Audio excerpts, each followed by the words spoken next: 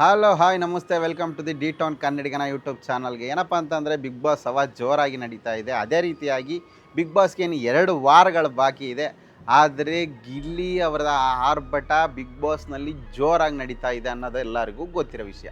ಆದರೆ ಅದರ ಆಚೆಗೆ ಅಂದರೆ ಬಿಗ್ ಬಾಸ್ ಮನೆಯ ಆಚೆ ಪ್ರೇಕ್ಷಕರು ಸಹ ಗಿಲ್ಲಿಯನ್ನು ಮೆಚ್ಚಿಕೊಂಡಿದ್ದಾರೆ ಅನ್ನತಕ್ಕಂತಹ ಸಾಕ್ಷಿಗಳು ಸುಮಾರಿದೆ. ಅದೇ ರೀತಿಯಾಗಿ ಗಿಲ್ಲಿ ಬಿಗ್ ಬಾಸ್ಗೆ ಹೋಗೋಕ್ಕಿಂತ ಮುಂಚೆ 200K ಫಾಲೋವರ್ಸ್ ಇದ್ದಂತಹ ಅವರ ಇನ್ಸ್ಟಾಗ್ರಾಮ್ ಇಂದಿಗೆ 1 ಮಿಲಿಯನ್ ಬಂದು ತಲುಪ್ತಾ ಇದೆ.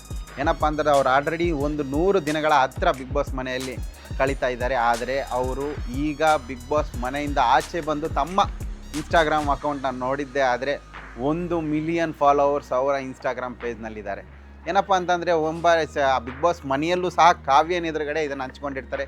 ಕಾವ್ಯ ಏನಾದರೂ ಮಾಡಿ ನನ್ನ ಇನ್ಸ್ಟಾಗ್ರಾಮ್ ಫಾಲೋವರ್ಸ್ 1 ಮಿಲಿಯನ್ ಆಗಿಬಿಟ್ಟಿದ್ರೆ ಅನ್ನತಕ್ಕಂತಹದ್ದು ಅವ್ರ ಮನಸ್ಸಲ್ಲಿತ್ತು.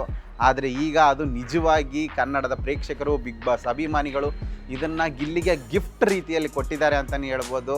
ಈ ಸಾರಿ ಬಿಗ್ ಬಾಸ್ ಗೆಲ್ಲೋಲು ಸಹ ಗಿಲ್ಲಿ ತುಂಬ ಫೇವ್ರೆಟ್ ಕಂಟೆಸ್ಟೆಂಟ್ಗಳು. ಆದರೆ ಗಿಲ್ಲಿ ಸ್ವಲ್ಪ ಆಟ ಸರಿ ಮಾಡ್ಕೊಂಡ್ರೆ ಎಲ್ಲ ಅಭಿಮಾನಿಗಳ ಆಸೆ ಹಾಗೂ ನಂಬಿಕೆಯನ್ನು ಗಿಲ್ಲಿ ನಿಜ ಮಾಡೋದು ಖಂಡಿತ ಆಗಿದೆ. ಏನಪ್ಪ ಅಂತಂದರೆ ಈ ಸಾರಿ ಬಿಗ್ ಬಾಸ್ಗೆ 12 ಅಂದರೆ 2 ವಾರಗಳು ವಿನ್ನರ್ ಅನೌನ್ಸ್ಮೆಂಟ್ ಆಗುತ್ತೆ. ಗಿಲ್ಲಿ ಏನಾದರೂ ಈ ಬಾರಿಯ ಬಿಗ್ ಬಾಸ್ ವಿನ್ ಆಗಿ ಹೊರಗೆ ಬಂದರೆ ಇದು ಒಂದು ಇತಿಹಾಸನೇ ಅಂತ ಹೇಳ್ಬೋದು. ಇಷ್ಟು 11 ಸೀಸನ್ಗಳಲ್ಲಿ ಸಹ ಬಿಗ್ ಬಾಸ್ನ ಯಾರೂ ಸಹ ಕಂಟೆಸ್ಟೆಂಟ್ಗಳು ಇಷ್ಟೊಂದು ಹೈಪ್ ಕ್ರಿಯೇಟ್ ಮಾಡಿರಲಿಲ್ಲ. One side contestant. ಏನಪ್ಪ ಅಂತಂದರೆ 16ರಿಂದ 18 ಸ್ಪರ್ಧಿಗಳು ಬಿಗ್ ಬಾಸ್ ಮನೆಯೊಳಗೆ ಹೋಗಿದ್ದಾರೆ. ಆದರೆ ಡೇ 1ಇಂದ ಹಿಡಿದು 100 ದಿನ ಆಗ್ತಾ ಬಂದರೂ ಕೂಡ ಗಿಲ್ಲಿನೇ ಬಿಗ್ ಬಾಸ್ ಸೀಸನ್ 11ರ ವಿನ್ನರ್ ಅನ್ನತಕ್ಕಂತಹ ಘೋಷಣೆ ಆಗಿರ್ಬೋದು, ಅಥವಾ ಅಭಿಮಾನಿಗಳ ಆಸೆ ಆಗಿರ್ಬೋದು, ಅಥವಾ ಎಲ್ಲರ ನಂಬಿಕೆ ಕೂಡ ಆ ಥರ ಬರುವಂಥ ಆಟವನ್ನು ಗಿಲ್ಲಿ ಆಡ್ತಾ ಬಂದಿದ್ದಾರೆ.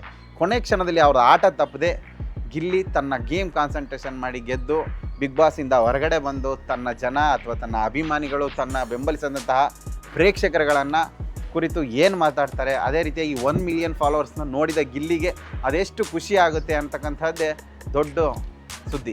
ಇದಾಗಿತ್ತು ಇವತ್ತಿನ ಒಂದು ಸ್ಟೋರಿ. ಇನ್ನೂ ಮುಂತಾದ ಸ್ಟೋರಿಗಳೊಂದಿಗೆ ನಿಮ್ಮ ಜೊತೆ ಬರ್ತೀನಿ.